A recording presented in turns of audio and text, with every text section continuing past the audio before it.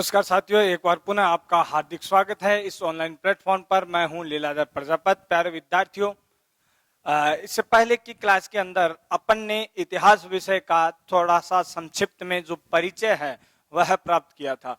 अब देखिए, आज की इस क्लास में जो बीए सेकेंड ईयर है उसका जो सेकंड पार्ट है, तो बीए सेकेंड ईयर के सेकंड पार्ट बहुत ही अपने मध्य युग का महत्वपूर्ण पार्ट रहा है, तो उसका अपन अध्ययन करेंगे। ठीक है, तो देखिए, सीधा सा मतलब है कि मैं बता दूं आपको, बीए सेकेंड ईयर है, इसके अंदर जो आपके एक पार्ट है, सेकंड पार्ट,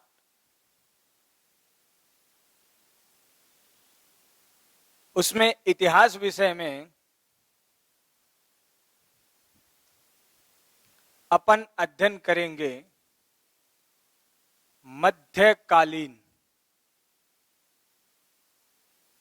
भारत का, या अपन कह सकते हैं कि मध्यकालीन भारतीय इतिहास है, उस पर अपन पर चर्चा करेंगे, उसका अध्ययन करेंगे। अब देखियो, मध्यकाल जो है, इस मध्यकाल के अंदर अपने भारत के अंदर जो मूल रूप से जिस वंश का शासन रहा या जो शक्ति है वो सर्वोपरि थी, वह कौन सी थी? तो मध्यकाल के अंदर है वो सर्वोपरि शक्ति है, वह मुस्लिम सत्ता है। मुस्लिम सत्ता की स्थापना होना है वह महत्वपूर्ण घटना थी, और जो मुस्लिम शक्ति है उसके द्वारा है वो भारत पर शासन किया गया था मध्य युग में। पहले ये दिल्ली सल्तनत काल का टाइम पीरियड था, और दिल्ली सल्तनत काल के बाद में जो मुगल वंश है इसने भारत पर शासन किया था। तो दिल्ली सल्तनत काल और मुगल वंश के जो महत्वपूर्ण पर्सन है उनका अपन विस्तार से अध्ययन करेंगे। ठीक है ना। और इन्हीं प्रश्नों के माध्यम से जो अपने इतिहास है मध्य युग का, वो ऑल ओवर इतिहास क्लियर हो जाएगा। ठीक है, तो देखो चलते हैं। मध्य युग के अंदर स्थापना होती है किसकी?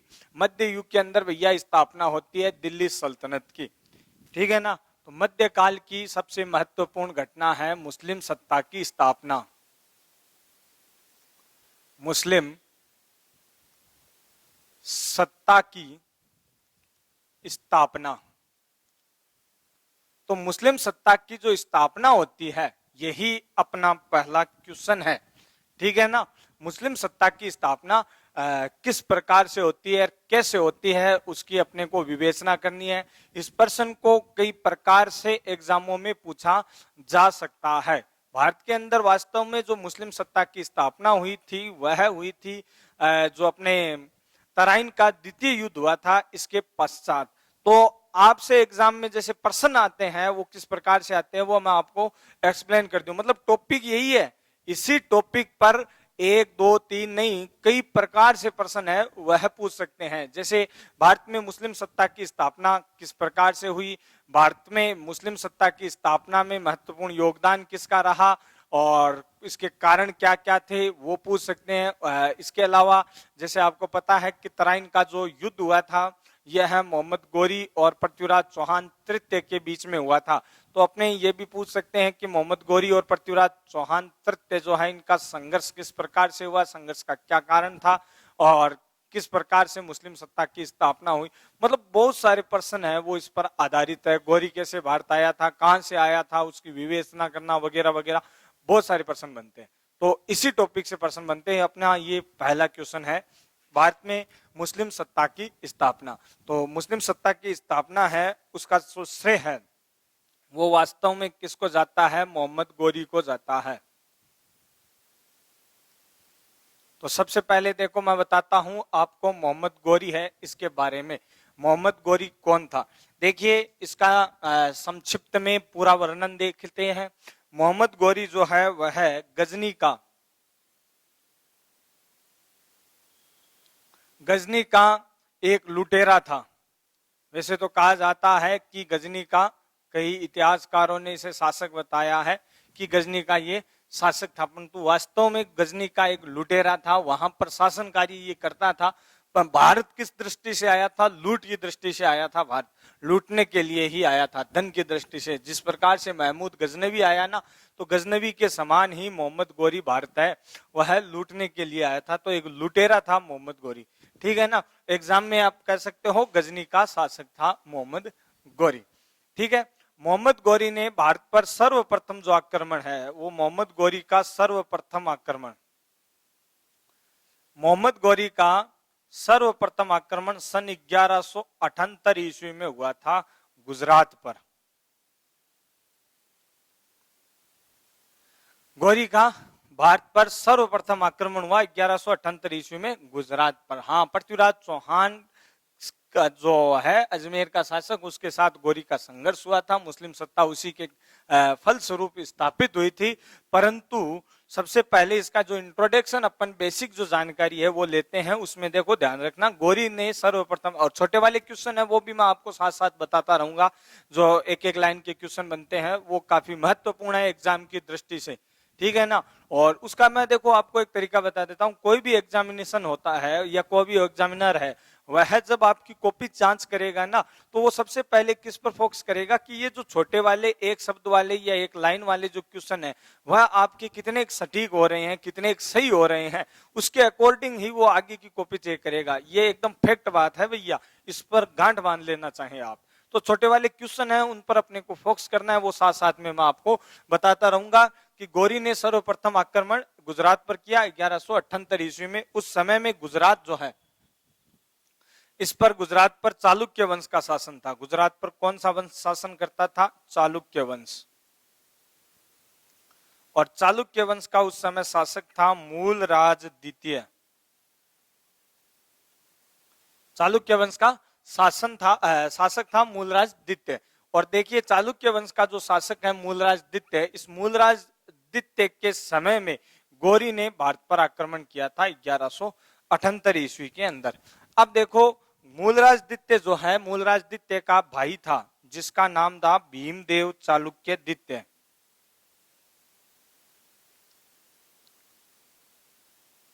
और भीमदेव चालुक्य द्वितीय वो गौरी से युद्ध के लिए जाता है, और मोहम्मद गौरी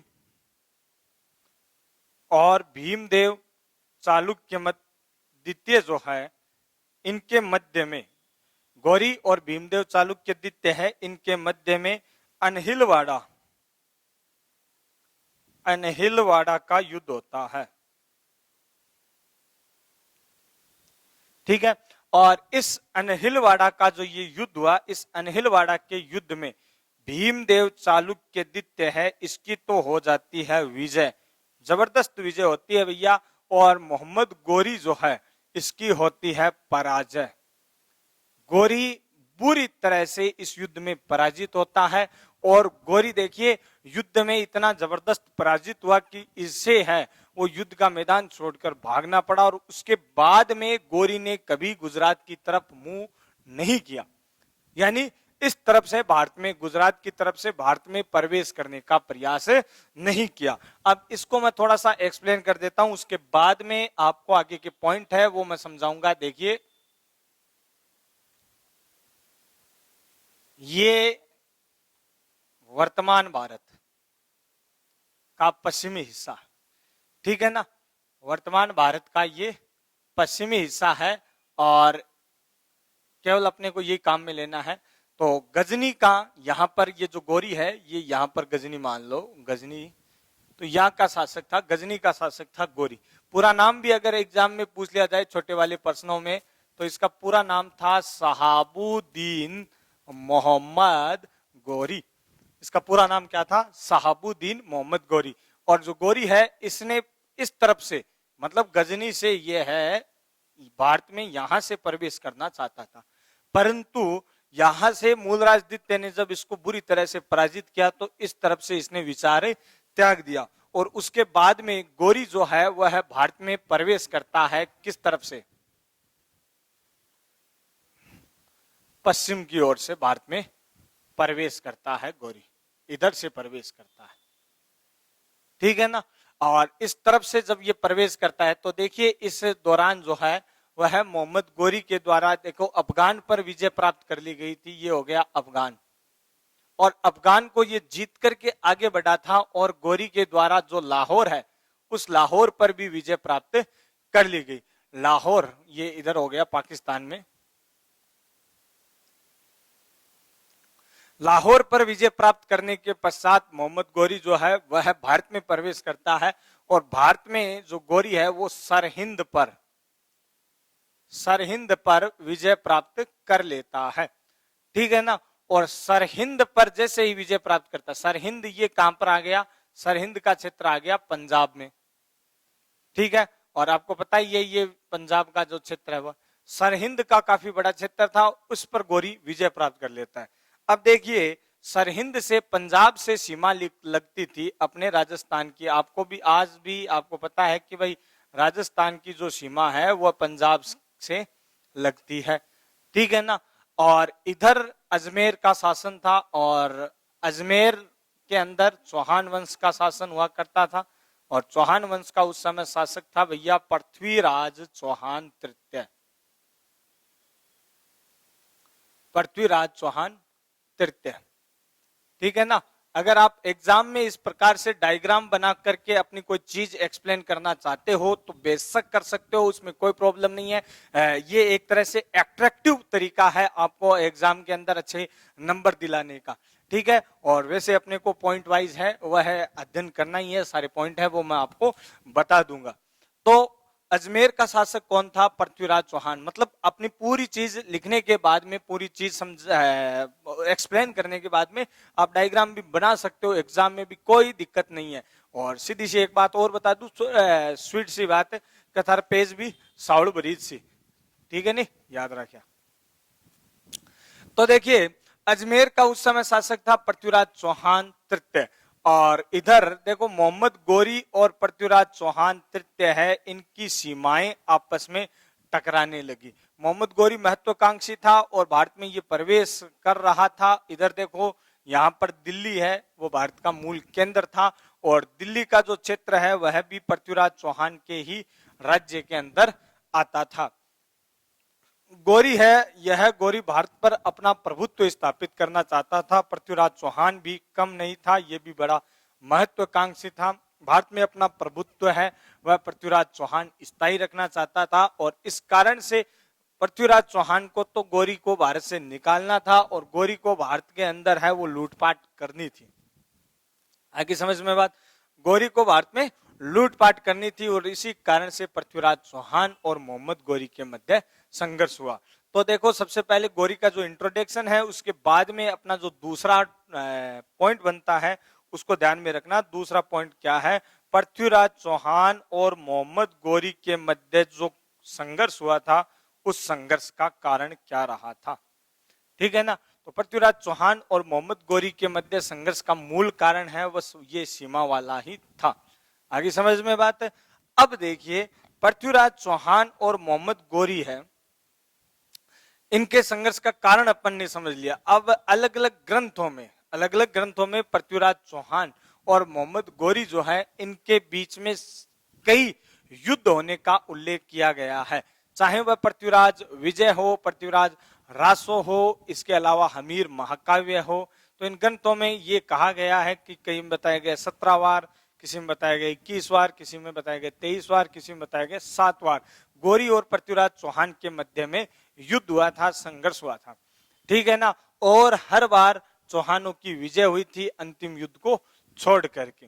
परंतु हमारे जो आधुनिक इतिहासकार है उन आधुनिक इतिहासकारों ने भैया पृथ्वीराज चौहान और मोहम्मद गोरी यानी चौहानों और तुर्कों के बीच में, मोहम्मद गोरी है वह एक तुर्क था जाति से, तो इसे अपन चौहान तुर्क संघर्ष के नाम से भी जान सकते हैं। ये एग्जाम में ऐसे भी पूछ सकता है, चौहान तुर्क संघर्ष है उस पर विवेचना कीजिए।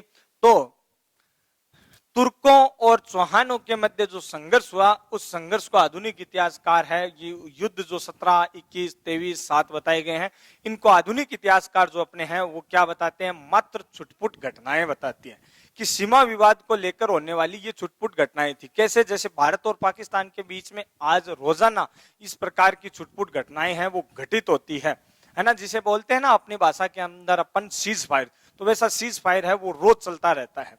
आगे समझ में, तो ये सीज फायर ही था भैया, ये जो 17, 23, 21 बार बताए गए हैं।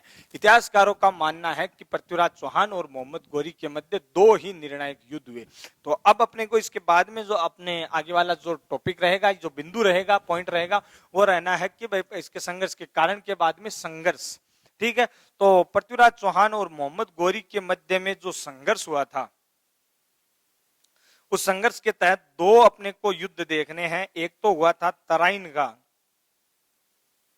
प्रथम युद्ध, और तराइन का ये प्रथम युद्ध सन 1191 ईस्वी में हुआ था, और दूसरा हुआ था तराइन का द्वितीय युद्ध। और तराइन का यह जो द्वितीय युद्ध है सन 1192 ईस्वी में हुआ था। ठीक है ना, ये संघर्ष के तहत दो प्रमुख युद्ध हुए थे। अब देखो इन युद्धों के अंदर क्या क्या घटनाएं हैं वो घटित होती है, किस प्रकार से ये युद्ध हुए थे, उनका विस्तार से अपने को वर्णन करना है। सबसे महत्वपूर्ण बात है, छोटे वाले प्रश्न है उसमें ध्यान में रखना, सन वगैरह याद रखनी है आपको। तराइन का प्रथम युद्ध 1191 में, द्वितीय युद्ध 1192 में हुआ था। और मैं आपको शुरू से बता रहा हूं, छोटे वाले क्वेश्चनों पर भी अपने को फोकस रखना है, केवल ये नहीं कि पूरा अपने को कॉपी पढ़नी है, विस्तार से बस वही करना है। ठीक है ना, तो अब देखिए तराइन का प्रथम युद्ध, तराइन कहां पर है, करनाल हरियाणा जो है, करनाल हरियाणा, करनाल हरियाणा के अंदर है वो भैया तराइन का मैदान है वो स्थित है। तराइन का जो प्रथम युद्ध हुआ था, इस तराइन के प्रथम युद्ध के अंदर क्या होता है, बड़ा ही घमासान संघर्ष हुआ था सन 1191 ईस्वी में करनाल हरियाणा के तराइन के मैदान के अंदर। और इस युद्ध के अंदर कहते हैं कि दिल्ली जो है, यहाँ पर दिल्ली आपको मैंने अभी बताया था पृथ्वीराज चौहान के साम्राज्य में ही थी, और जो दिल्ली है, दिल्ली का गवर्नर है, शासक है जो पृथ्वीराज चौहान के अधीन ही था, वह था गोविंद राय, सामंत भी कह सकते हैं।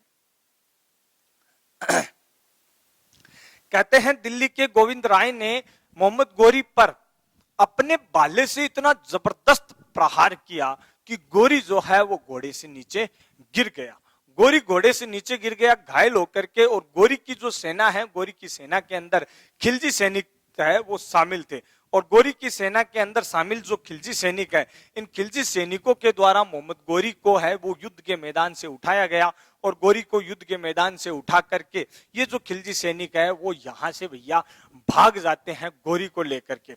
यहां पर पृथ्वीराज चौहान ने एक सबसे बड़ी भूल कर दी। पृथ्वीराज चौहान ने ये भूल की कि पृथ्वीराज चौहान ने भागती हुई तुर्क सेना का पीछा नहीं किया, भागती हुई तुर्क सेना का पीछा नहीं किया। ये पृथ्वीराज चौहान की सबसे बड़ी भूल थी, याद रखना, इस भूल को जरूर लिखना है। अगर एग्जाम में ये प्रश्न आया कि पृथ्वीराज चौहान की निर्णायक भूल है वो किसे माना जाता है, तो तराइन के मैदान में तुर्कों का पीछा न करना, ये पृथ्वीराज चौहान की सबसे बड़ी भूल थी। और तराइन के इस प्रथम युद्ध के अंदर है वो पृथ्वीराज चौहान की होती है विजय। कौन से युद्ध में, तराइन के प्रथम युद्ध में। और मोहम्मद गोरी है वो बुरी तरह से पराजित होता है, पराजित होकर के अपना सा मुंह लेकर के वापस है वो ये गजनी लौट जाता है, गजनी चला जाता है। ठीक है, अच्छा अब देखो बीच में आपको ये भी ध्यान रखना है कि 1 वर्ष तक है वो गजनी के अंदर मोहम्मद गोरी क्या करता है, 1 वर्ष तक मोहम्मद गोरी है वो गजनी के अंदर युद्ध की तैयारियां करता है। उसे अपने प्रतिशोध का बदला लेना था, क्योंकि भालो इशू जोर को लागेड़ो इतना जबरदस्त भाला है वो मारा था किसने, गोविंद राय ने। और ये युद्ध के मैदान से सुल्तान अपने आप को समझता था, बादशाह समझता था, शासक था गजनी का, तो वह क्या है घोड़े से गिर पड़ा। बहुत बड़ी बात होती है शासक को घोड़े से गिरा देना। तो अपने इस प्रतिशोध का बदला लेने के लिए मोहम्मद गोरी है वो 1 वर्ष तक भैया युद्ध की तैयारियां करता रहा। इधर अपने पृथ्वीराज चौहान है, इनको भी थोड़ा सा घमंड आ गया था, और पृथ्वीराज चौहान जो है वो पृथ्वीराज चौहान भैया क्या करता है, 1 वर्ष तक है वह अपने विजय का उत्सव ही मनाता रहता है। अहंकार आ गया था, थोड़ा सा अहंकार आ गया था। ठीक है, अब हम किसको क्या समझते हैं, इतनी बड़ी तुर्क सेना को हमने पराजित कर दिया, अब हमसे कौन है टक्कर लेने वाला, ये अहंकार आ गया था किसके, पृथ्वीराज चौहान के। और 1 वर्ष तक कोई युद्ध की तैयारी नहीं हुई, और यहां पर भी कोई युद्ध नहीं हुआ था, यानी स्थानीय लोकल क्षेत्र में भी कोई युद्ध नहीं हुआ था। जो पहले करने थे वो युद्ध पहले ही हो गए थे। ठीक है ना, लोकल जो युद्ध है वो पहले ही हो गए थे इससे, गोरी से संघर्ष करने से पहले। अब 1 वर्ष, ठीक 1 वर्ष के पश्चात मोहम्मद गोरी गजनी से चलता है, गजनी से चल करके सरहिंद आता है, और सरहिंद से इसी तराइन के मैदान में मोहम्मद गोरी है वो वापस आ जाता है। और वापस आकर के मोहम्मद गोरी पृथ्वीराज चौहान को संधि का प्रस्ताव भेजता है। अब भैया कूटनीतिज्ञ था गोरी गोरी कूटनीतिज्ञ था, पता था पृथ्वीराज चौहान को इस प्रकार से नहीं जीत सकते, परंतु इसने क्या किया, पृथ्वीराज चौहान जो है इसको संधि का प्रस्ताव भेजा। किसके लिए? कूटनीतिता के लिए। प्लान बना रखा था कि कैसे इसको शाम दाम दंड भेद किस प्रकार से इसको पराजित किया जाए, ये प्लान था, ठीक है ना। तो उसी प्लान के तहत है वह गौरी पृथ्वीराज चौहान को संधि का प्रस्ताव भेजता है। हे पृथ्वीराज चौहान, मैं गजनी का शासक नहीं हूं, मेरा भाई गजनी का शासक है, क्यों न आपस में हम संधि कर ले, क्यों न अपनी सीमाएं हैं वो बांट ले, उसका निर्धारण कर ले।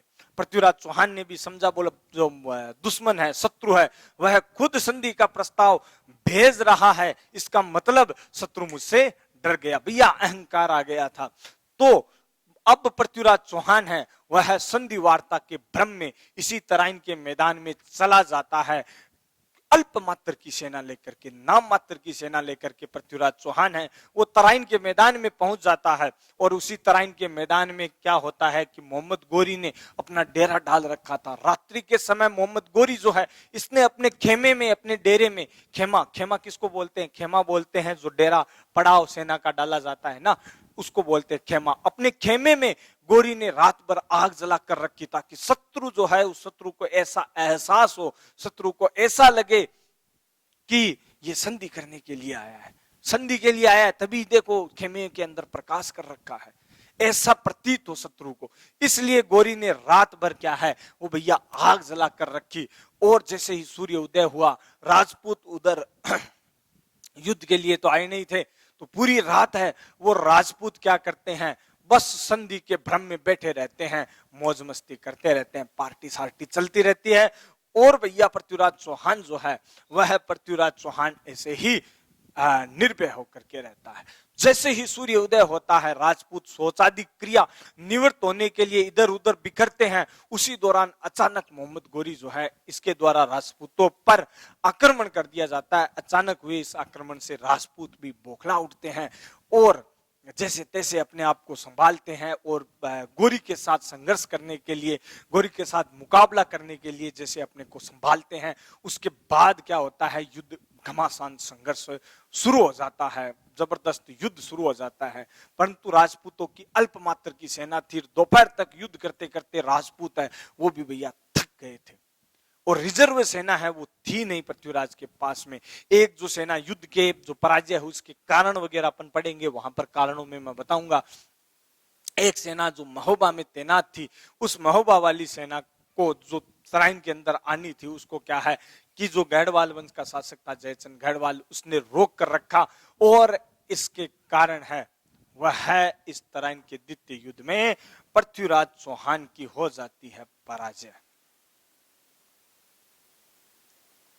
तराइन के द्वितीय युद्ध में पृथ्वीराज चौहान की पराजय होती है और पृथ्वीराज चौहान की यह जो पराजय थी वो बड़ी ही देश के लिए दुर्भाग्यपूर्ण पराजय थी, क्योंकि तराइन का यह द्वितीय युद्ध जो है, यह तराइन का द्वितीय युद्ध भारत का निर्णायक युद्ध कहलाता है। भारत का निर्णायक युद्ध कहलाता है। तो तराइन के द्वितीय युद्ध को भारत का निर्णायक युद्ध क्यों कहा जाता है? इसका कारण यह है भैया, क्योंकि तराइन का जो ये द्वितीय युद्ध हुआ था, तराइन के इसी द्वितीय युद्ध के पश्चात भारत में क्या हो जाती है, मुस्लिम सत्ता की स्थापना हो जाती है। भारत में मुस्लिम सत्ता की स्थापना हो जाती है। अलग अलग इतिहासकारों ने क्या है पृथ्वीराज चौहान के बारे में अलग अलग बातें बताई है। कोई कहता है युद्ध के मैदान में पकड़ा गया, युद्ध के मैदान में मारा गया, किसी ने कहता है अधीनता स्वीकार कर ली थी, कोई कहता है बंदी बना करके ले गए, षड्यंत्र करते हुए पाया गया तो मारा गया। परंतु पृथ्वीराज रासो जो चंद्रवरदाई का है, उस चंद्रवरदाई के पृथ्वीराज रासो के अंदर ये बताया गया है कि गोरी पृथ्वीराज चौहान को लेकर के गजनी गया था और पीछे पीछे चंद्रवरदाई भी गजनी गया था। वहां पर गोरी ने पृथ्वीराज चौहान जो है वो पृथ्वीराज चौहान को अंधा करवा दिया था, पृथ्वीराज चौहान को अंधा करवा दिया था। वहां पर चंद्रवरदाई ने पृथ्वीराज चौहान की जो शब्द भेदी बाण की कला है उसके बारे में गोरी को बताया था। गोरी उसको देखना चाहता था। दरबार का आयोजन किया गया, बहुत बड़े दरबार का आयोजन किया गया और उस दरबार के अंदर पृथ्वीराज चौहान है इसको धनुष बाण दिया गया और धनुष बाण देकर के शब्द वेदी बाण की कला का प्रदर्शन करने के लिए कहा गया। कहते हैं पृथ्वीराज चौहान जो है उसने अपनी प्रतंज्या पर, धनुष की प्रतंज्या पर जैसे ही बाण चढ़ाया, उसी दौरान जो चंद्रबरदाई है, उस चंद्रबरदाई ने एक दोहा बोला था। और वह दोहा क्या बोला था? 4 बांस 24 गज 8 अंगुल प्रमाण ताऊ पर सुल्तान है, मत चूके चौहान। 4 बांस 24 गज 8 अंगुल प्रमाण ताऊ पर सुल्तान है, मत चूके चौहान। और पृथ्वीराज चौहान ने मोहम्मद गोरी है उसके सीने में वो बाण घोंप दिया और वहीं पर गोरी की मृत्यु हो गई। और उसके बाद में जो पृथ्वीराज चौहान और चंद्रबरदाई है वो आपस में आत्महत्या कर लेते हैं, एक दूसरे को तलवार घोंप करके।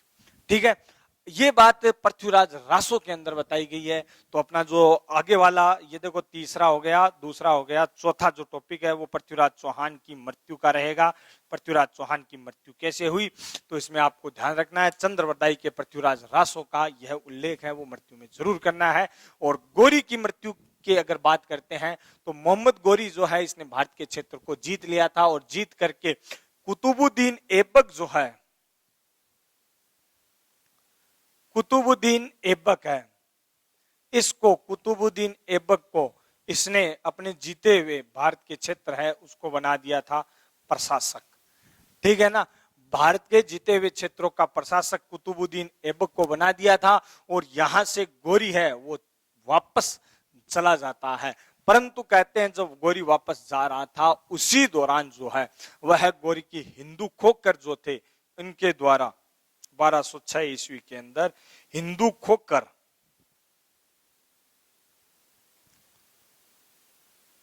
इनके द्वारा, हिंदू खोखरों के द्वारा है वह मोहम्मद गोरी की हत्या कर दी गई थी।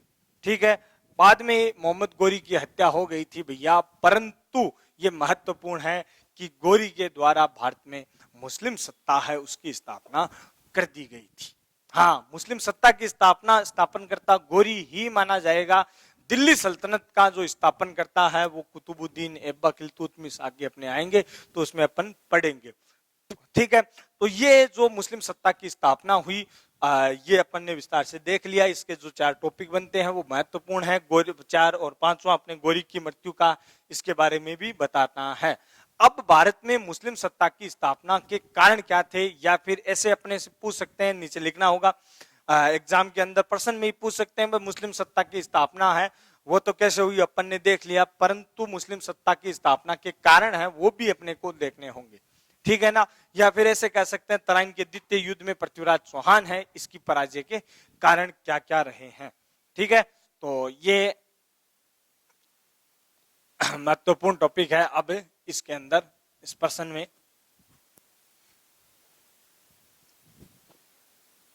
देखिए, अब मुस्लिम सत्ता की जो स्थापना हुई थी इसके 5-7 टॉपिक बनते हैं, 5-7 कारण हैं वो महत्वपूर्ण हैं, उनको ध्यान में रखना है।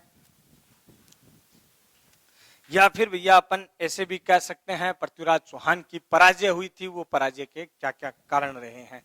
तो मूल रूप से मुस्लिम सत्ता की स्थापना के कारण है वो मुस्लिम सत्ता की स्थापना के कारण, या फिर इसी को अपन ऐसे भी बोल सकते हैं पृथ्वीराज चौहान है, पृथ्वीराज की पराजय जो है उसके क्या क्या कारण रहे हैं। एक ही चीज है, दोनों अलग अलग नहीं है। ठीक है ना, तो इसके पराजय के कई कारण रहे हैं। तो सबसे पहला कारण है वह सबसे पहला कारण तो यही हो गया कि तराइन के मैदान में पृथ्वीराज चौहान है वो संधि वार्ता के भ्रम में चला जाता है, या इसे अपन गोरी की कूटनीति भी कह सकते हैं। गोरी के द्वारा कूटनीति का प्रयोग करते हुए, गोरी के द्वारा कूटनीति का प्रयोग करते हुए है वह तराइन के मैदान इस द्वितीय युद्ध में विजय प्राप्त की गई थी। और पृथ्वीराज चौहान है वो इस युद्ध में संधि वार्ता के भ्रम में चला गया था। इसमें पूरा आपको है वो उल्लेख करना है कि किस प्रकार से संधि का प्रस्ताव भेजा और पृथ्वीराज चौहान संधि वार्ता के भ्रम में गया था। ये गोरी की कूटनीति थी। ठीक है, और दूसरा तुर्क सैनिकों की श्रेष्ठता है वो भी इसमें पराजय का कारण मानी जाती है। तुर्क सैनिक है वो राजपूत सैनिकों की बजाय है वह कुशल माने गए हैं। कुशल मानने का कारण मैदानी युद्ध वगैरह है, इसमें ये कुशल थे। नवीन युद्ध पद्धतियों का तुर्क सैनिकों के द्वारा प्रयोग किया गया था। राजपूत जो पृथ्वीराज चौहान के सैनिक थे वह परंपरागत युद्ध पद्धति है उसके अकॉर्डिंग युद्ध कर रहे थे। और इसका ही पराजय का जो तीसरा कारण है या मुस्लिम सत्ता की स्थापना का तीसरा जो महत्वपूर्ण कारण है वह है स्थानीय शासकों का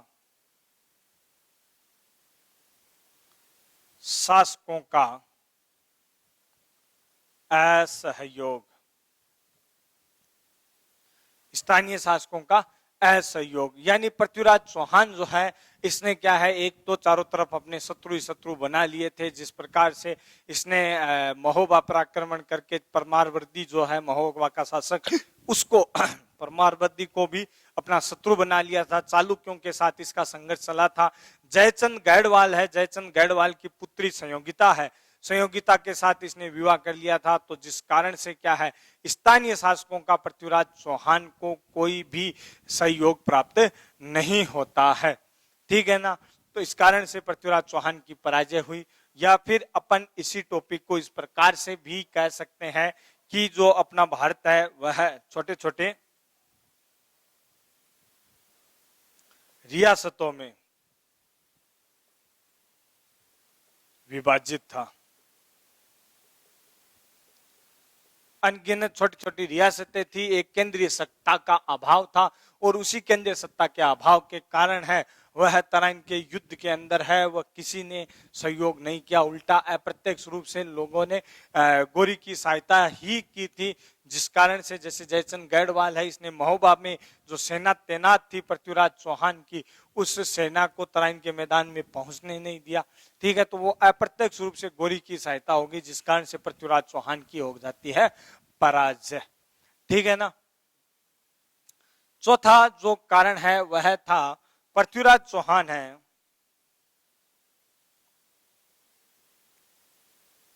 कि दूरदृष्टिता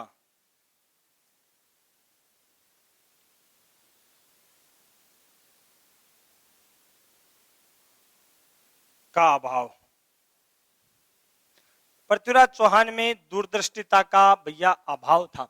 कैसे था, पृथ्वीराज चौहान तराइन के प्रथम युद्ध में विजय होता है और विजय होने के बाद कोई युद्ध की तैयारी किए बिना है वो अजमेर में आराम से मौज मस्ती करता रहता है। इधर गोरी जो है वो 1 वर्ष तक लगातार युद्ध की तैयारियां करता है। ठीक है ना। अच्छा, इसके अलावा पृथ्वीराज चौहान जो है उस पृथ्वीराज चौहान के अंदर के एक तो अल्पायु का था, जो पूरी मेच्योरिटी है वो नहीं आई थी और दूरदृष्टि का स्पष्ट सा अभाव था। गोरी की जो कूटनीति है उसको पृथ्वीराज चौहान है वो समझ नहीं सका, जिस कारण से पृथ्वीराज चौहान है उसकी पराजय हो गई थी। और इस युद्ध की पराजय का एक जो कारण है वो पृथ्वीराज रासो के अनुसार जो नाट्यरंबा है उसको भी माना जाता है। नाट्यरंबा ये कौन था? नाट्यरंबा पृथ्वीराज का घोड़ा। छोटे वाले क्वेश्चनों में अच्छा क्वेश्चन बनता है पृथ्वीराज चौहान के घोड़े का क्या नाम था? तो पृथ्वीराज चौहान के घोड़े का नाम था नाट्यरंबा। और पृथ्वीराज जो रासो है, पृथ्वीराज रासो के अनुसार है वो ये नाट्यरंबा की बात आती है। बड़ा ही सुंदर विवरण है, ये एग्जाम में प्रश्न आए तो जरूर लिखना नाट्यरंबा का। पृथ्वीराज रासो में ये कहा गया है कि भैया मोहम्मद गोरी जो है उसके पास एक घोड़ा था और उस घोड़े का नाम था नाट्यरंबा। ठीक है, और ये जो घोड़ा है वो नाचने में बड़ा निपुण था, बहुत जबरदस्त है, वो नचारा था ये घोड़ा है। ठीक है, पृथ्वीराज इसने मोहम्मद गोरी ने क्या किया, पृथ्वीराज चौहान का ये जो घोड़ा है वो धोखे से परिवर्तित कर दिया। धोखे से परिवर्तन, पृथ्वीराज चौहान है उसका जो घोड़ा था उसके स्थान पर यह जो नाट्यरंबा नाम का घोड़ा था उसको वहां पर पहुंचा दिया। और उसको जब पहुंचा दिया तो पृथ्वीराज चौहान है वो कहते हैं जैसे ही युद्ध के लिए युद्ध करने के लिए युद्ध में जाते हैं घोड़े पर सवार होकर, ये जो घोड़ा है वो नाचने लग जाता है, नृत्य करने लग जाता है, जिस कारण से पृथ्वीराज चौहान है वह युद्ध में आगे नहीं बढ़ पाते हैं और इनकी क्या हो जाती है, पृथ्वीराज की पराजय हो जाती है। तो बड़ा ही सुंदर वर्णन है वो नाट्यरंबा का किया गया है। और किसके अंदर किया गया है?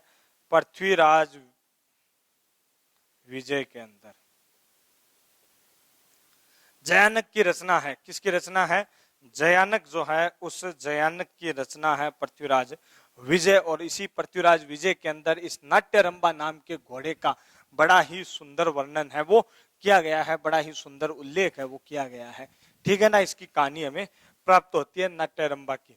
अच्छा, अब देखो मुस्लिम सत्ता की स्थापना या पराजय, पृथ्वीराज चौहान की पराजय का जो आगे वाला कारण है, छठा कारण जिसे अपन कह सकते, छठा जो प्रमुख कारण है वो कारण क्या था? तो पृथ्वीराज चौहान की पराजय का दूसरा जो प्रमुख कारण था वह ये था, मोहम्मद गौरी की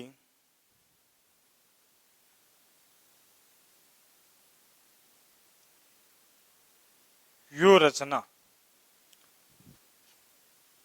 या सैन्य रचना। मोहम्मद गौरी जो है, इसने भैया देखो पहले ही कूटनीति का प्रयोग कर रखा था, और इसी कूटनीति के तहत है वो मोहम्मद गौरी के द्वारा क्या किया जाता है कि इस प्रकार से सैनिक बंदी की जाती है कि पृथ्वीराज चौहान की सेना को चारों तरफ से घेरा जा सके। और इसने मोहम्मद गौरी ने क्या किया था कि 10,000 की जो घुड़सवार सेना है उसको छुपा कर रखा था। और जब युद्ध के दौरान राजपूत है वो युद्ध करते करते थक गए थे, तो उसी दौरान उस 10,000 की सेना है उसको गौरी ने क्या युद्ध के मैदान में बुला लिया, और रिजर्व सेना इसके पास थी, तो इसके जो थके हुए सैनिक थे उसका स्थान उस रिजर्व सेना ने ले लिया, और 10,000 घुड़सवार सैनिक है वह इस युद्ध में और आ जाते हैं, और राजपूतों की जो जीत की आस थी बची खुची उस पर भी पानी फिर जाता है। ठीक है, तो इन सब कारणों से क्या होता है कि तराइन के द्वितीय युद्ध में पृथ्वीराज चौहान की पराजय होती है, और इसी कारण से भारत में क्या होती है, मुस्लिम सत्ता की स्थापना होती है। और इन कारणों में अगर एक देखा जाए महत्वपूर्ण कारण, तो वह जो महत्वपूर्ण कारण है वो क्या रहा है? वो महत्वपूर्ण कारण है हमारे जो भारत के या राजस्थान के जो स्थानीय शासक थे, उन स्थानीय शासकों के अंदर आपसी फूट मतभेद है वह बड़ी व्याप्त थी, और इसी आपसी फूट और मतभेद का फायदा जो है वो हर लुटेरे ने, हर विदेशी ने उठाया था, चाहे वह गजनवी हो, गोरी हो, बाबर हो या फिर अंग्रेज हो, सब ने हमारी फूट का फायदा उठाया था। एकता का हमारे अंदर अभाव था पहले भी, और आज भी कई भागों में अपन बंटे हुए थे, जिस कारण से भैया क्या होता है कि हमारी पहले पराजय होती है, आज भी पराजय हो रही है। आज नेता हमें लड़ा रहे हैं, आपस में फूट डाल रहे हैं और अपना फायदा उठा रहे हैं, अपना उल्लू सीधा कर रहे हैं। पहले ही ऐसा हो रहा था, तो इतिहास से वास्तव में सबक लेना चाहिए। इस चीज का जो इश्यू है या फिर ये जो चीज है इसको समाप्त करनी चाहिए। एकता के साथ है वो किसी भी विदेशी का सामना अपन कर सकते हैं, और सबने कूटनीति है उसका प्रयोग करके हमें पराजित करने का प्रयास किया है। और इन सब कारणों से क्या होता है कि भारत में मुस्लिम सत्ता की स्थापना हो जाती है, और आगे चल करके दिल्ली सल्तनत काल है वो शुरू हो जाता है। गौरी की मृत्यु के बाद में कुतुबुद्दीन ऐबक है वह 1206 में भारत का शासक बन जाता है। ठीक है, तो अब इस प्रश्न के अंदर ऑल ओवर क्लियर है, और मुस्लिम सत्ता की स्थापना कैसे हुई वो अपन ने देख ली। धन्यवाद।